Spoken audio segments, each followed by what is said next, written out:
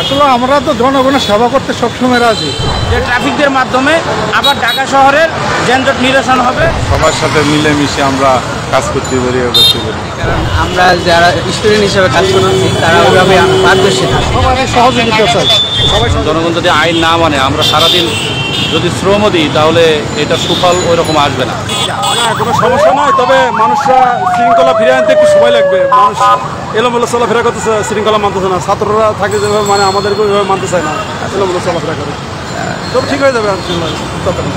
অবশ্যই ট্রাফিকবিহীন, বিশেষ করে যানজটটা খুব বেশি হয়ে যায়। ছাত্ররা অক্লান্ত পরিশ্রম করেছে, চেষ্টা করেছে। যতই চেষ্টা করুক ছাত্ররা, একটা হচ্ছে নিয়মতান্ত্রিক, আরেকটা হচ্ছে অনিয়মতান্ত্রিক। যেহেতু ট্রাফিকরা এইটার উপরে তাদের ট্রেনিং, তারা বুঝে নিয়মতান্ত্রিকভাবে কিভাবে এটাকে যানজটকে নিরসন করতে হবে। সেই জন্য ছাত্রদেরকে অবশ্যই ধন্যবাদ, তারা বহু চেষ্টা করেছে। আমরা আজকে থেকে এখানে ট্রাফিক দেখতে পাচ্ছি।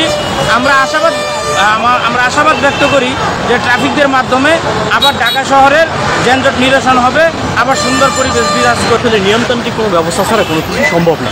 তো যেহেতু তারা এর উপরে ভালো ট্রেনিং করা, তো দক্ষ জনবল, এবং আশা করি তারা পূর্বের মতো এখন বর্তমানে আবার ফিরে এসেছে। আমাদের সমাজে আবার আমাদের রাস্তায় সুশৃঙ্খলা ফিরে আসবে, এতটুকুই আমার প্রত্যাশা। আবার সব কিছু আবার স্বাভাবিক পূর্বের অবস্থায় ফিরে আসবে।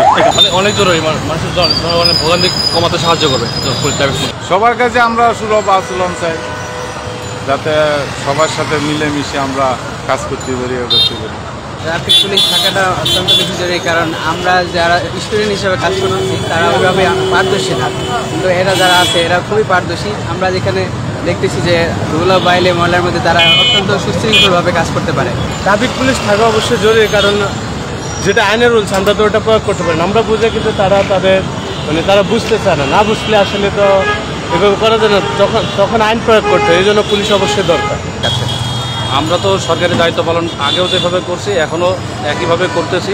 আমাদের ট্রাফিক নিয়ন্ত্রণে আমরা সর্বোচ্চ চেষ্টা দিয়ে যাচ্ছি এবং জনগণের সহযোগিতা কামনা করতেছি। কারণ জনগণ যদি আইন না মানে, আমরা সারাদিন যদি শ্রম দিই তাহলে এটা সুফল ওই রকম আসবে না। সঠিক সবাই সহযোগিতা চাই।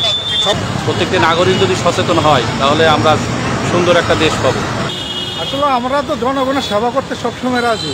যে কোনো কারণে আমরা আসতে পারি না, আবার আজকে থেকে আমরা শুরু করছি, বুঝলেন না?